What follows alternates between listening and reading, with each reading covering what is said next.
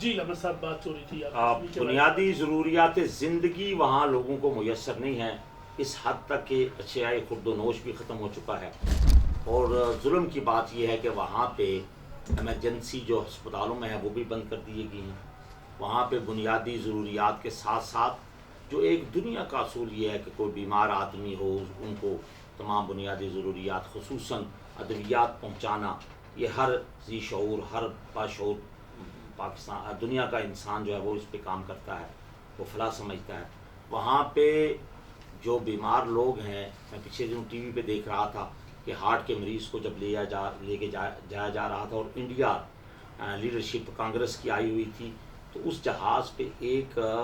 مرد ایسا تھا جس کی بیوی دھارے مار مار کے رو رہی تھی کہ اس کو بنیادی طور پہ یہاں پہ ہارٹ اٹیک ہوا اور اس کو بنیادی ضروریات جو صحت کی تھی وہ بھی نہیں تھی کہ اس کو دہلی لے کے جایا جا رہا ہے۔ صاحب آپ کی یہ باتیں بہت پیاری ہیں اور آپ بالکل صحیح طریقے سے کشمیر کے موقف کو آگے لے کے جا رہے ہیں، بات بھی کر رہے ہیں اور حکومت پاکستان کی بھی بات کر رہے ہیں کہ جو انہوں نے کام کیا اور دورہ امریکہ کے بعد یہ ساری طے ہے۔ لیکن ایک چیز بہت عجیب ہے جو کہ آج ہمیں بڑی شدت سے محسوس ہو رہی ہے، پاکستان کو اور پاکستان کے باعث کو اور عوام جن ممالک کی سانس میں سانس لیتے تھے، خاص طور عرب ممالک، اسلامی ممالک، اور آپ آج کہاں کھڑے ہیں کہ آپ کے ساتھ کوئی ملک بھی آپ کے ساتھ کھڑا نہیں کھڑا؟ کیا یہ المیہ نہیں ہے پاکستان کے لیے؟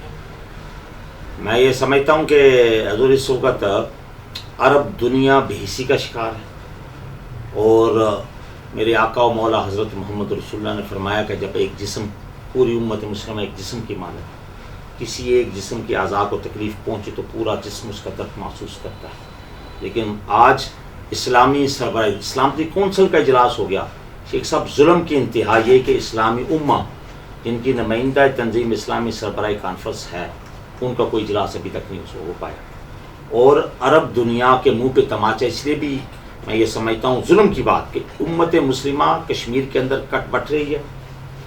اور ایک متحدہ عرب امارات مودی کو، وہ جو قاتل ہے سب سے بڑا، اس کو بلا کے اس کو میڈل اور اس کو ایوارڈ دیے جا رہے ہیں۔ میں یہ سمجھتا ہوں یہ انتہائی امت مسلمہ کی بے حسی کا یہ نتیجہ ہے۔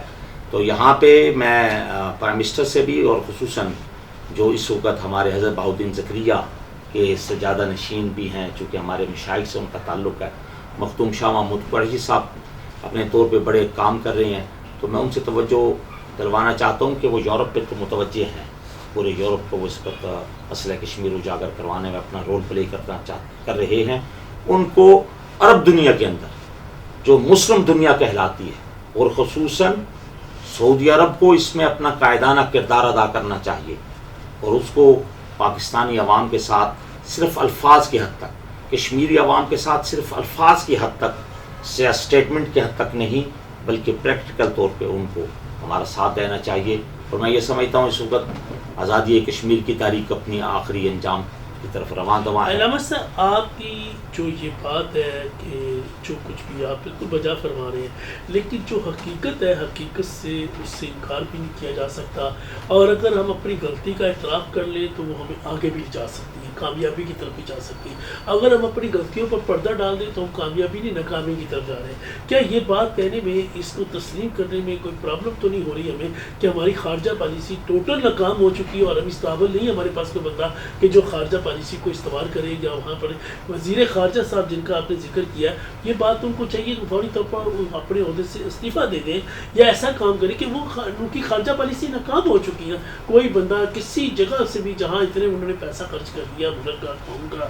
دورے کرنے میں، کیا کسی نے کوئی باضابطہ طور پر پاکستان کی اس کڑے وقت میں حمایت کا اعلان کیا؟ کسی نے نہیں کیا۔ اس کو آپ کیا کہیں گے؟ میں شیخ صاحب آپ کی اس بات سے بالکل اتفاق نہیں کرتا کہ حکومت کی خارجہ پالیسی ناکام ہو چکی ہے۔ میں یہ سمجھتا ہوں کہ اس وقت حکومت کی کامیاب ترین خارجہ پالیسی ہے، کشمیر اس طرح اجاگر نہیں ہوا جس طرح آج کے دور میں وہ اجاگر ہوا ہے۔ اس میں یہ تسلیم کرتا ہوں کہ پاکستان کی عوام کی حمایت حاصل ہے، اور اسی طرح مقبوضہ کشمیر کے جو حریت پسند مجاہدین ہیں یا عوام ہیں ان کا لہو شامل ہے، جدوجہد وہ کر رہے ہیں۔ آپ کی اس بات سے انکار نہیں کر رہا، میں بھی نہیں انکار کر رہا، لیکن آپ نے کہا ہے خارجہ پالیسی کے بارے میں، جو آپ نے کہا ہے کہ آپ کی رائے ہے، ٹھیک ہے، لیکن بات یہ ہے کہ کیا وجہ ہے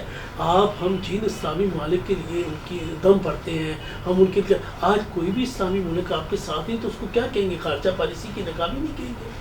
میں یہ سمجھتا ہوں کہ پاکستان کو اس وقت سعودی اور مڈل ایسٹ کے تمام ممالک کے ساتھ فی الفور رابطہ کر کے اسلامی سربراہی کانفرنس پاکستان کی سرزمین پہ جس طرح شہید ذوالفقار علی بھٹو نے کروائی تھی وہ یہاں پہ ہونی چاہیے، اور اس پہ تمام اسلامی دنیا کو پاکستان میں مدعو کرنا چاہیے۔ پاکستان کی حکومت کے پاس اگر اس کے فنڈز موجود نہیں ہے ان کی مہمانداری اور ان کی مہمانداری کے لیے، تو میں یہ سمجھتا ہوں پاکستان کی غیور عوام اپنی جیبوں سے پیسے خرچ کر کے ان کی مہمان نوازی کرنے کے لیے تیار ہے۔ شہید ذوالفقار علی بھٹو کے دور میں مجھے یاد ہے جب سربراہان مملکت پوری دنیا سے اسلامی دنیا سے آئے تو اداکار محمد علی ہوا کرتے تھے، انہوں نے اپنی کوٹھی پک دی،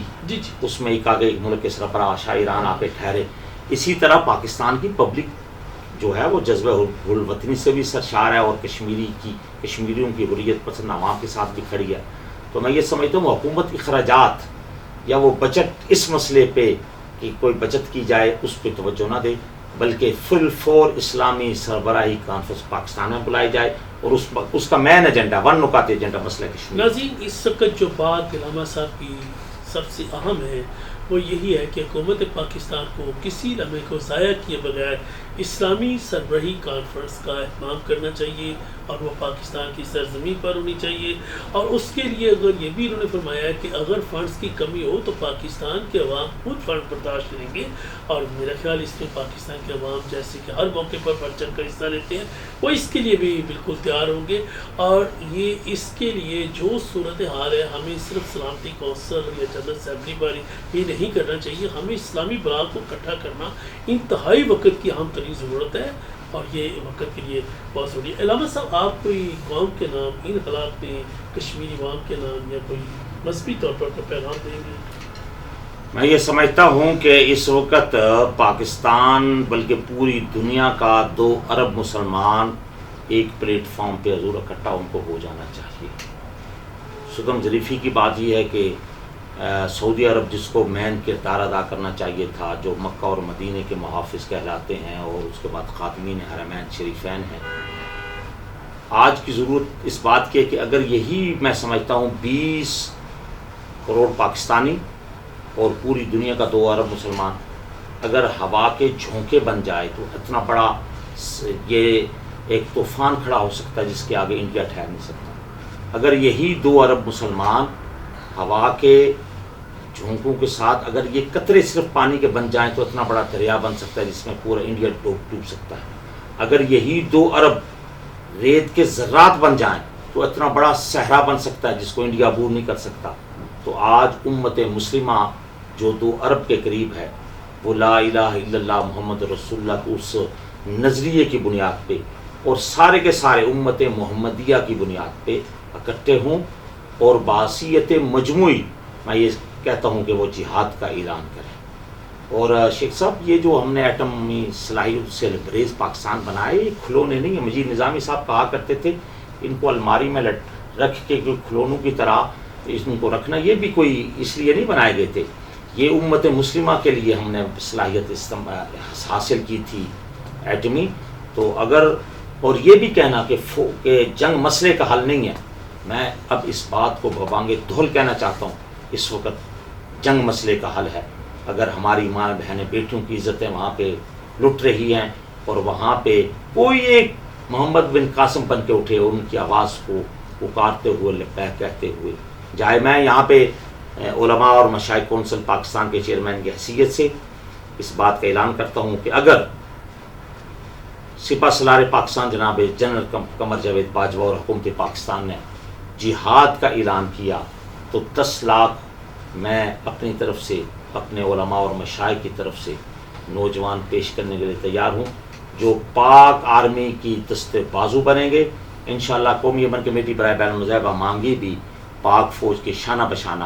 انشاءاللہ جہاد کشمیر میں اپنا کردار ادا کرے گی۔ ناظرین، آج وقت کی اہم ترین ضرورت ہے پاکستان کی بقا کے لیے، پاکستان کی سالمیت کے لیے، پاکستان کو متحد کرنے کے لیے اور مسئلہ کشمیر کو حل کرنے کے لیے، اور اس کو آج جس تعداد سے بین الاقوامی سطح پر اجاگر کیا گیا ہے وہ ابھی اسی پر نہیں، اس کو بہت آگے بڑھانے کے لیے ہمیں اسلامی سربراہی کانفرنس کا اہتمام کرنا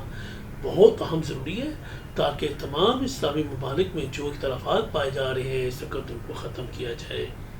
اس کے ساتھ ہی اجازت چاہتے ہیں۔ اللہ حافظ۔